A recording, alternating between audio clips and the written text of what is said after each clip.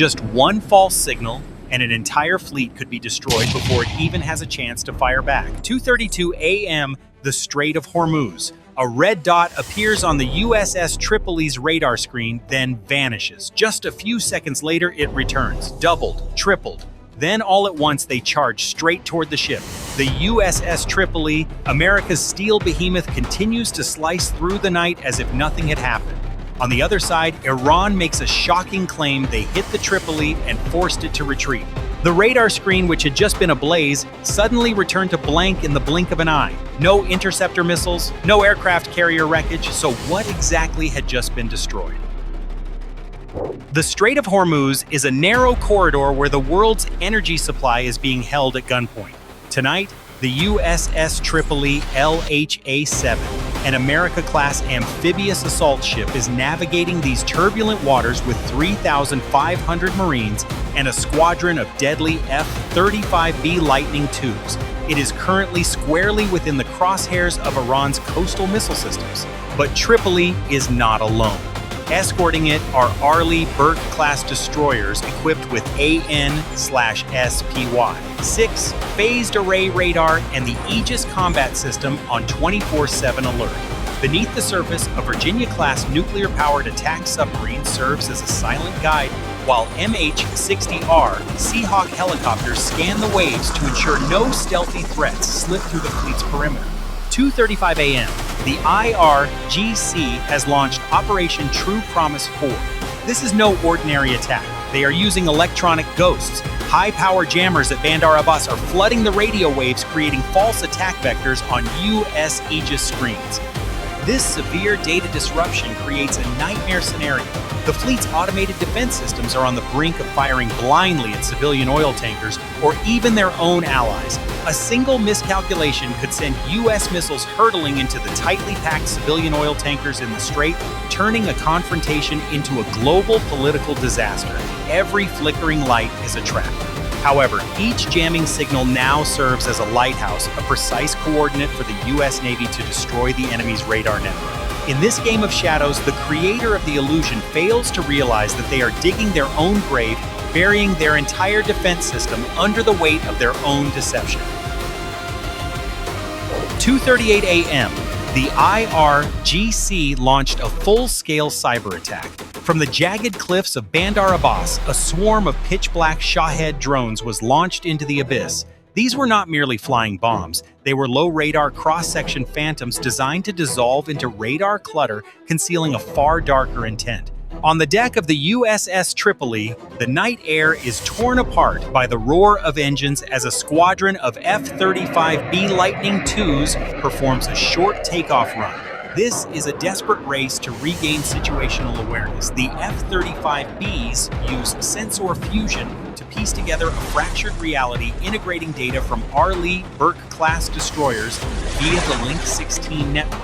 Pilots don't rely solely on radar. They activate the electro-optical targeting system to see through the electronic fog using thermal sensors. 2:41 a.m. The sky erupts as the first F-35B pilots unleash a wave of AIM-120 AMRAAM missiles. The darkness is illuminated by the hot white streaks of missiles locking onto targets, reducing the Iranian drones to debris falling into the sea. In the blink of an eye, Tripoli's command center felt a sense of relief, a fatal mistake. Iranian electronic warfare units had been waiting precisely for this moment of overconfidence to launch a sophisticated deceptive attack. 2:43 a.m. The Aegis screens weren't just flickering, they were bleeding. Dozens of new targets appeared out of nowhere, perfectly mimicking the flight physics of real missiles, but with a horrifying 3-second delay. Radar operators stared at the phantom targets as they teleported and vanished, making it impossible to distinguish between a lethal strike and a stream of error codes.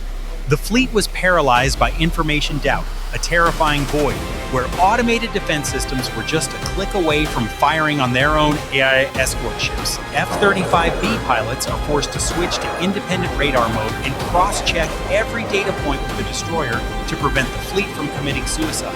Tier 1 has been broken, but the Americans have just been blinded in preparation for the real strike. 2:45 a.m. IRGC forces capitalized on a moment of tactical hesitation to launch the main strike. This was no longer a probing attack. It was a saturation attack designed to find the breaking point of the Aegis combat system. From heavily camouflaged mobile launchers along the Iranian coastline, a barrage of massive Noor and Qadr anti-ship missiles is unleashed. These weapons are deadly wave riders maintaining a subsonic speed of Mach 0.8 and flying close to the wave crests to hide within the radar's diffraction zone, where sea spray and the curvature of the Earth make detection nearly impossible for conventional defense systems. Simultaneously, long-range Pave cruise missiles launched from deep within the interior perform complex maneuvering maneuvers to encircle and attack from unexpected angles, forcing U.S. defense forces to monitor every direction at once. The airspace over the Strait of Hormuz is no longer open. It is a wall of steel and explosives hurtling toward the U.S. Navy with the intent to crush its way. 2:47 a.m., the Arleigh Burke-class destroyers respond with a volcanic eruption of interceptor missiles. The Aegis system, struggling to prioritize dozens of deadly trajectories, fires a barrage of SM-6 missiles from vertical launch tubes in a frantic effort to thin out the enemy missile swarm. High above F-35B, two fighters became critical forward data nodes. They were not merely fighter jets, but stealthy eyes guiding firepower from the fleet behind. Their cockpits echo with constant target lock-on alerts, while the pilots are pushed to the limits of human endurance, firing off the remaining AM-120 AMR-AM missiles into the oncoming barrage. But the sheer volume of the Iranian attack begins to create a deadly fog of war. 2:48 a.m. A sophisticated Iranian decoy drone emitting the exact electronic signature of a high-value Pave missile achieved a fleeting yet terrifying breakthrough. An F-35B pilot leading the formation, blinded by the intensity of the electronic jamming, was tricked into a false lock-on to a Phantom. He only realized the deception as his thumb hovered over the fire button, a wasted second that felt like an eternity, while the real threats continued to close in at over 900 feet per second. That distraction left a deadly gap. A single Noor cruise missile, shielded by sea spray at low altitude and electronic chaos, slipped through the outer layers of interceptors. It was closing in at maximum speed, less than 8 kilometers from the hull of the USS Tripoli. The ship's superstructure shook as the Phalanx CIWS system, the 20mm Vulcan cannon, spun its barrel, emitting a bone-chilling mechanical screech, spitting out a continuous stream of tungsten rounds into the darkness to erect a final wall of fire. The vibration was palpable, seeping into the very bones of every sailor on board. The Noor missile was torn apart just 1,000 yards from the deck, incinerated in a massive fireball that bathed the Tripoli in a menacing, hellish orange glow. The fleet had held the line, but they were gasping for breath, their ammunition running low, and their eyes fixed on the blazing sky, completely unaware that a silent, icy death was now closing in from 200 meters below their feet. 2:51 a.m. The dogfight was merely a decoy. At a depth of 200 meters, the true executioners had taken their positions. Iran's Ghadir-class mini-submarines had been lying on the seabed for hours, sitting motionless on the ocean floor, with their engines shut down to blend into the underwater terrain. They were invisible to active sonar. In absolute silence, the Ghadir's crew launched JASC-2 cruise missiles from the torpedo tubes. These waterproof pods silently rose to the surface and only activated their propulsion engines after breaking the surface tension. It was a close-range ambush. The Aegis system received absolutely no warning before the subsonic steel projectiles screamed straight into the hull of the Tripoli from behind the fleet. 2:53 a.m. 5 nautical miles from the Tripoli's bow, the Virginia-class nuclear attack submarine detected the kill signal. Its sonar array detected a sharp, cold metallic clank, the unmistakable acoustic signature of the Ghadir's outer torpedo tube hatch opening. The Virginia-class submarine immediately maneuvered into the firing vector, launching an Mk-48A DCAP torpedo to intercept the source. Above, the MH-60R Seahawk helicopter switched to emergency dip cycle mode, dropping sonobuoys into the waves to create an acoustic network pinpointing the Ghadir's position on the seabed with deadly precision. The hunt was no longer covert. It was a high-stakes race for survival. 2:55 a.m. The Tripoli's bridge erupts into a combat nightmare. Integrated data reveals a smart minefield has been laid directly within the ship's anticipated turning radius. The 45,000-ton behemoth is trapped in a deadly vice. JASP-2 missiles erupt from behind, and a wall of sensor-triggered explosives lies in wait beneath the hull. Full astern at maximum speed, the deck plates shook violently as the Tripoli's propellers churned up a furious froth battling against the massive momentum of 20 knots. The ship listed sharply to port its hull, straining under centrifugal force as it narrowly missed the first sensor-activated mines. The underwater trap had been triggered, and the fleet was fighting for every inch of the sea. 2:57 a.m. Iran launched a total frequency blackout. Coastal EW stations in Bandar Abbas, after waiting for the Tripoli to enter the minefield, ramped up their power to maximum levels. They flooded every U.S. frequency with high-intensity jamming and sophisticated GPS spoofing. Tripoli's navigation screens went haywire, reporting the ship's location as being miles inland on enemy territory. The tactical display became a useless jumble.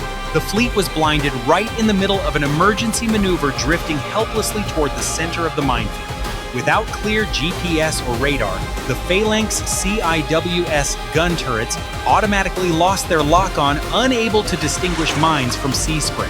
The American behemoth was paralyzed, and the trap was about to close. 2:59 a.m. The U.S. counterattack lay in wait in the darkness at 30,000 feet. Two EA-18G Growlers, which had arrived at their positions immediately after the first wave of drones plunged into the fray. They had silently recorded and analyzed Iran's jamming frequency bands in cold mode.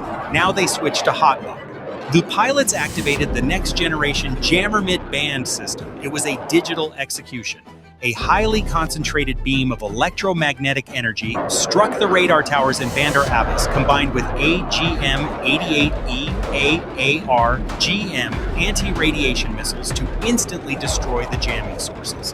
In less than 30 seconds, Iran's entire coastal network is completely electronically blacked out. Their screens go pitch black, communications fall silent, and missile guidance capabilities vanish instantly. 3:01 a.m. The digital fog dissipates as quickly as it arrived. Tripoli regained its inertial navigation lock, revealing a minefield just a few yards from the ship's bow. The Arleigh Burke-class destroyers switched to high-resolution infrared sensors, precisely identifying the mines amidst the waves. The Seahawk helicopter's dedicated mine detection laser system immediately marked the targets, coordinating with the ship's guns to unleash a barrage of armor-piercing rounds into the sea. Each salvo created a violent underwater explosion as the mines were torn apart. Above, the F-35Bs, finally free from jamming, hunted down Iran's last EW drones with devastating efficiency. The U.S. Navy had turned an Iranian certain kill into a graveyard of failed technology. 3:15 a.m. The USS Tripoli did not retreat.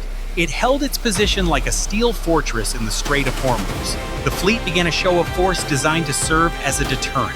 F-35B Lightning II fighters landed vertically on the deck, while a squadron of MI-22 Ospreys took off on patrol, hunting down the remaining IRGC speedboats.